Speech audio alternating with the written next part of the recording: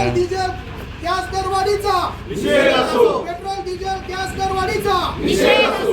मोदी हाय हाय मोदी हाय हाय. असं करायचं काय? आणि लोक वर पाय. घरगुती गॅस दरवाढीचा निषेध असो. काय? गरिबांनी खाल्लं काय? मोदी सरकार हाय हाय गरिबांनी खाल्लं काय? मोदी महागाई आणि गॅस दरवाढी विरोधात महाविकास आघाडीचा राहता तहसील कार्यालयावर मोर्चा.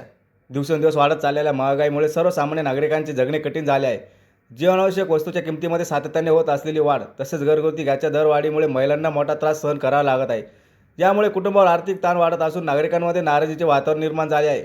याच पार्श्वभूमीवर महागाई आणि गॅस दरवाढी विषयार्थ महाविकास आघाडीच्या वतीने राहता तहसील कार्यालयावर मोर्चा काढण्यात आला. या मोर्चात महाविकास आघाडीचे पदाधिकारी कार्यकर्ते तसेच अनेक नागरिक मोठ्या संख्येने सहभागी झाले होते. मोर्चादरम्यान केंद्र आणि भाजप सरकारच्या धोरणांविरुद्ध घोषणाबाजी करण्यात आली. वाढत्या महागाईमुळे सर्वसामान्यांचे जीवनमान खालावत असल्याचा आरोप करत गॅस दर कमी करावेत तसेच जीवनावश्यक वस्तूच्या किमती नियंत्रणात आणावेत अशी मागणी करण्यात आली आहे. मोर्चा तहसील कार्यालयावर पोहोचल्यानंतर आंदोलकांच्या वतीने तहसीलदारांना निवेदन देण्यात आले. महागाईवर तातडीने नियंत्रण आणावे आणि गॅस दरवाढ मागे घ्यावी अशी मागणी या निवेदनात करण्यात आली. यावेळी महाविकास आघाडीचे अनेक पदाधिकारी आणि कार्यकर्ते मोठ्या संख्येने उपस्थित होते. सर्वसामान्य माणूस किती होरपळून चाललेला आहे. हे युतीचं सरकार इतक्या खोट्या घोषणा, खोटी जाहिरातबाजी, फेसबुक, इंस्टा, टीव्ही याच्यावर मोठे मोठे जाहिराती आणि रील दाखवतात, परंतु वास्तविकता खूप वेगळी आहे. ज्यावेळेस उज्ज्वला गॅस मिळाला होता सगळ्या टीव्हीवर डोक्यावरचं सरपणाचं ओझं खाली उतरलं ना आता लगेच घरोघरी धुराचं प्रदूषण होणार नाही, काय होणार नाही अशा जाहिराती रात्रंदिवस सगळ्या चॅनलवर चालू होत्या. परंतु आज काय स्थिती आहे? आज गॅस मिळत नाही. 5-5, 6-6 तास लोक लाईनला उभे, 2-2 किलोमीटरच्या लाईन लागलेल्या आहे तरी गॅस मिळत नाही. आणि मुख्यमंत्री सांगतात की अशी काही परिस्थिती नाहीये. अशी परिस्थिती नाहीये तर तुम्ही तिथे जिथे गॅस वितरण केलं जातं तिथं तुमचे अधिकारी पाठवा. का बरं हे अशा पद्धतीने चालू आहे याची चौकशी करा. म्हणजे वास्तविकता खूप वेगळी आणि टीव्हीवरील किंवा भाषणामधील भाषणबाजी वेगळी. महायुती सरकारने जे हे सगळी जाहिरातबाजी चालवलेली आहे त्यात शेतकरी सामान्य माणूस होरपळलेला आहे असं माझं प्रांजळ मत आहे. तेव्हा गॅसवाढीच्या निषेधार्थ आम्ही सर्वांनी हा मोर्चा आणलेला आहे. तसेच मला ह्या निमित्ताने हे सांगू इच्छिते, शेतकऱ्याचे खूप प्रश्न प्रलंबित असतानाही त्याच्याकडे हेतुपूर्वक दुर्लक्ष केलेले आहे. आपण गो हत्याबंदीचा कायदा काढला. आज आमच्या लुडीमध्ये आमचे सगळे शेतकरी फिमेल म्हणजे जे नवजात आफ्रिका असतात गोरे रानोमाळ सगळीकडे फिरतात. बाजार असल्यामुळं रस्त्यावर शेतावर कुत्रे खातात, वास सुटतो. ते गोरे शेतकरी सोडून देतात. त्याची व्यवस्था करावी. जे युतीचे अधिकारी किंवा जे मंत्री महोदय आहेत त्यांची सोय लावावी. तसेच पाणी प्रश्नाबाबतही मी म्हणेन, आता निळवंड्याचे पाणी आले, भंडारदऱ्याचे पाणी सुटले, त्या निमित्ताने आम्ही जे शेतकरी आमचे भरणे ब्लॉकवर होते, कारखान्याच्या याच्यावर ब्लॉकवर होते, ते बंद करण्यात आले. आता पाणी आलेले आहे म्हणून ज्यांचे होते ते सर्व बंद करण्यात आले.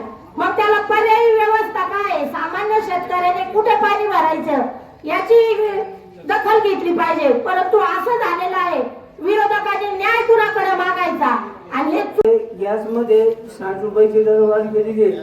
तसं जे कमर्शियल सिलेंडर आहे त्याच्यावर बंदी आणलेली आहे.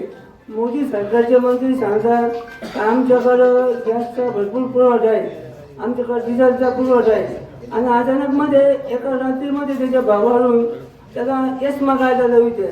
एसेन्शियल कमोडिटी ॲक्ट हा लागू केलेला आहे. जीवनावश्यक वस्तूचा साठा करू नये. मग जर तुमच्याकडे इतका मुबलक पुरवठा आहे तुम्ही एस्मा का लागू केला? मोदींचं नाव ॲक्शन फाईलमध्ये आल्यापासून त्यांनी घाबरले आणि त्यांनी अमेरिकेसोबत ट्रीट केली.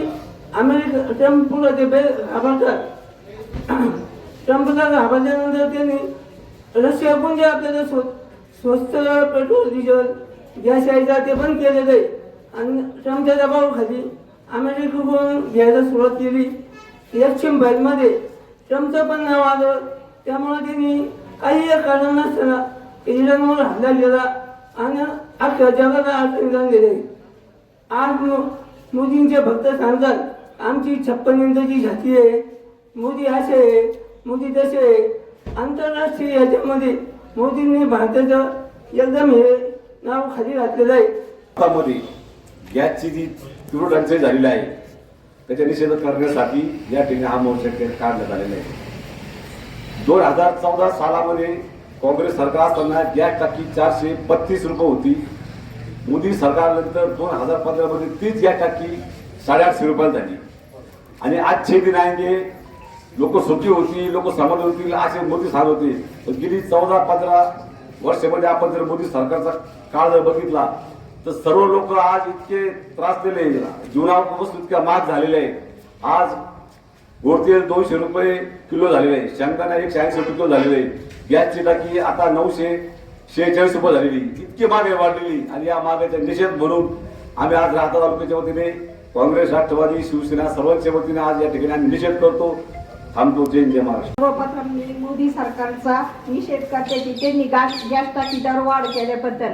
कारण आज तुम्ही म्हणता लाडकी बहीण लाडकी बहिणीला 1,500 रुपये तुम्ही महिन्याला चालू केलेले का? लाडकी बहिणीच्या डोळ्यात आम्ही आणून देणार नाही, त्यांची प्रपंचासाठी मदत 1,500 रुपये. पण त्या 1,500चे आपल्याला आता सध्याला काहीच उपयोग नाही, कारण तुम्ही गॅसच्या टाकीचेच भाव 1,200 रुपये केलेले. ते 1,200 रुपये आपण भरून सुद्धा ती टाकी अवेलेबल नाही. आपल्याला आधी सांगतात का पेट्रोल अवेलेबल आहे, गॅसच्या टाक्या अवेलेबल. एका दिवसातच तुम्ही आम्हाला सांगता का टाक्या बंद झाल्या, 31 दिवसांनी 31 दिवसांनी तुम्हाला टाक्या भेटतील. बुकिंग नंबर आम्हाला देतात, आम्ही बुकिंग करायला गेले तर ते ऑनलाईन लगेच म्हणजे ती बुकिंग होत नाही त्या टाक्या. तर माझं एवढं सरकारचा मी निषेध करते. पण तुम्ही लाडकी बहीण म्हणून आज लाडकी बहिणीला चुनी फुकायला लावलेला आहे, लाडकी बहिणीच्या डोळ्यात पाणी आणलेलं आहे. तर मी या सर्व लाडकी बहिणीला आव्हान करते की तुम्ही आता तरी जागे व्हा आणि मोदी सरकारच्या विरोधात निषेध करा. कारण आज मोदी सरकारमुळे आपल्याला चूल फुकण्याची वेळ आलेली आहे. आणि मी मोदी सरकारचा जाहीर निषेध करते आणि थांबते. जय राहता तहसील या ठिकाणी महाविकास आघाडीच्या वतीने जे काय गॅस दरमध्ये वाढ झालेली आहे त्याबद्दल या ठिकाणी आंदोलन करण्यात आलेलं आहे. त्याबद्दल मी भाजपा मोदी सरकारचं या ठिकाणी जाहीर निषेध व्यक्त करतो. खरं तर या गॅस दरवाढीमुळे देशामध्ये जो काही कष्टकरी सर्वसामान्य नागरिक या ठिकाणी राहतो त्याच्यावर या ठिकाणी खूप मोठं संकट या ठिकाणी कोसळलेलं आहे. कारण गॅस दरवाढीमुळे त्याला आजची गॅसची टाकी कशी मिळवायची हा मोठा संघर्ष करावा लागत आहे. गॅसची टाकी त्वरित मिळत नाही, तसेच जी काही कमर्शियल टाकी आहे गॅसची टाकी ती या ठिकाणी मिळत नाही. त्यामुळे ठिकठिकाणी अनेक हॉटेल व्यावसायिक या ठिकाणी त्यांनी हॉटेल व्यवसाय बंद केलेला आहे. आणि खरं तर पुणे या ठिकाणी जर आपण बघितलं तर कालचीच माहिती घेतली तर कमीत कमी 20 ते 30% हॉटेल त्या ठिकाणी बंद झाले. कारण कमर्शियल गॅस उपलब्ध झाल्यामुळे त्यांनी हॉटेल रेस्टॉरंट कसे चालवायचे हा प्रश्न त्यांच्या समोर मोठा उपलब्ध झाला. त्यामुळे त्या ठिकाणी त्यांच्या अंतर्गत काम करणारे जे काही तरुण, रोजगार मिळवणारे जे काही तरुण आहेत त्यांच्यावर या ठिकाणी याचा संकट या ठिकाणी कोसळलेलं आहे. या मोदी सरकारने आणि फडणवीस सरकारने जे काही महागाई मोठ्या स्वरूपामध्ये वाढवलेली आहे, गॅसचे भाव असेल, अन्नधान्याचे भाव असेल, किराणा बाजारचे भाव असतील आणि शेतीपूरक जे काही खतं असतील या सर्वांचे भाव अतिशय गगनाला भिडलेले आहेत. या सरकारने ज्यावेळेस सत्तेमध्ये यायच्या अगोदर सर्वसामान्य जनतेला मोठमोठे आश्वासन दाखवले, 15 लाख रुपये तुमच्या खात्यात टाकतो, पण 15 पैसे सुद्धा आले नाही. आणि अतिशय चातुर्याने, अतिशय लबाडीने या देशाला फसवण्याचं काम चालू आहे. देशाची आंतरराष्ट्रीय नीती जी आहे फक्त केवळ ना केवळ आज मोदींनी त्यावेळेस अतिशय मी चहा विक्रेता आहे अशा प्रकारचं दाखवून सर्वसामान्य जनतेचे मतं घेतले. परंतु 85,000 कोटीचं स्वतःला फेडण्यासाठी जगातला सर्वात जास्त फिरणारा पंतप्रधान आणि आपल्या देशातला जास्त फिरणारा पंतप्रधान म्हणून त्यांची नोंद करण्यात आली. अतिशय आय्याशी जीवन जगायचं, अतिशय चांगल्या प्रकारचे कपडे, चांगल्या प्रकारचं राहणीमान, सर्वसामान्यांचा विचार करायचा नाही आणि केवळ वल्गना करायच्या, 56 इंच छाती वगैरे अशा प्रकारच्या गडेजावपणा करायचा. परंतु आंतरराष्ट्रीय बाजारपेठेमध्ये रशिया आपला अत्यंत जुना मित्र होता. रशियाचे आपले अत्यंत आंतरराष्ट्रीय लेवलचे संबंध अतिशय चांगल्या प्रकारचे होते. आणि खूप अनेक वर्षापासून भारत आणि रशिया, परंतु केवळ या मोदींनी ट्रम्पच्या प्रेमापायी आणि केवळ छोट्याशा स्वार्थापायी आपल्या देशाचं त्या ठिकाणी बलिदान दिलं आणि एक आपला चांगला मित्र गमावला. आणि आज अमेरिकेकडून त्यावेळेस तेल घेत असताना, परंतु आज रशियाकडे आपल्याला गुडघे टेकायची वेळ आली आणि आपल्याला मोठ्या भावामध्ये कच्चं तेल त्या ठिकाणी घ्यावं लागतं. सगळीकडे महागाई वाढलेली आहे, द्वेष वाढलेला आहे. फक्त केवळ ना केवळ हिंदू मुस्लिम एक प्रकारे दंगली घडवायच्या, मुस्लिम हिंदूंचं त्या ठिकाणी विरोधाभास निर्माण करायचा आणि सत्ता मिळवायची. दुसरी गोष्ट अशी आहे की आता एक गुप्तचर यंत्रणेने एक माहिती दिली की त्या ठिकाणी गुजरातच्या कच्छ राज्यामध्ये त्या ठिकाणी या बनावट त्या ठिकाणी या मशिनरी त्या ठिकाणी बनवल्या जातात आणि त्या ठिकाणी या ज्या निवडणुका आहेत या आपल्या बाजूने कशा होतील अशा प्रकारे फक्त केवळ ना केवळ घोषणा करायच्या. जनतेचं कुठलंही प्रेम या सरकारबद्दल नाही. फक्त या ठिकाणी बनावट मशिनी आणायच्या, आपल्याला पाहिजे असल्याने मतं मिळवायचे आणि या सरकारला अत्याचार घाणेरड्या स्वरूपामध्ये आज जनता शिव्या देते. पण योग्य वेळ आल्यानंतर जनता याचं उत्तर देईल. तरी या सरकारचा मी निषेध करतो. उपस्थित बंधू भगिनींनो, आज आपण या ठिकाणी गेल्या आठवड्यापासून देशामध्ये गॅस टंचाईचा, गॅस दरवाढीचा जो हाहाकार माजलेला आहे त्याचा निषेध नोंदवण्यासाठी या ठिकाणी आपण एकत्र आलेलो आहोत. काल परवापासून वेगवेगळ्या बातम्या येत आहेत. वेगवेगळ्या शहरामध्ये काही ठिकाणी 50% हॉटेल बंद आहे, काही ठिकाणी 25% बंद आहे. आणि हे असंच जर चालू राहिलं तर काही दिवसानंतर आपली चूलही बंद होणार आहे. चूल म्हणण्यापेक्षा आपल्या घरातली गॅस किचन बंद होणार. आणि हे सगळंच जे हे दुष्परिणाम आहे हे आपल्या सरकारच्या जे आंतरराष्ट्रीय धोरण आहे त्यामधील अनेक त्रुटी, चुकीचे धोरण याच्या परिणामातून ही देशातील जनता होरपळून निघत आहे. मैं तुम्हारे जेब में 15 लाख डालूंगा, मुझे फिर जिता दो. अरे दिलं ना, दोनदा दिलं, तीनदा दिलं निवडून, परंतु आमच्या बोकांडी मात्र महागाईचा भडका आहेच आहे. म्हणजे आमच्या गरीब शेतकऱ्यांच्या, गरीब कष्टकऱ्यांच्या बोकांडी हा बडगा आहे. लाडक्या बहिणीचं आम्हीच दाखवलं, मतं घेतली.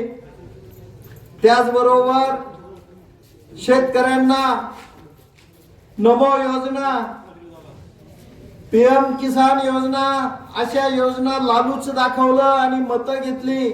परंतु मित्रो, आज हा महागाईचा भडका का झाला?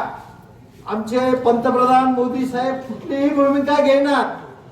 आज महायुद्ध होण्याच्या मार्गावर आहे, त्याचप्रमाणे अणुबॉम्ब पडण्याच्या मार्गावर आहे, तरी आमचे पंतप्रधान गप्पच.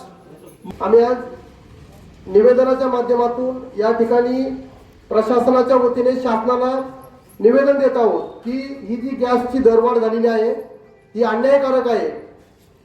हे सगळ्यांना माहिती आहे.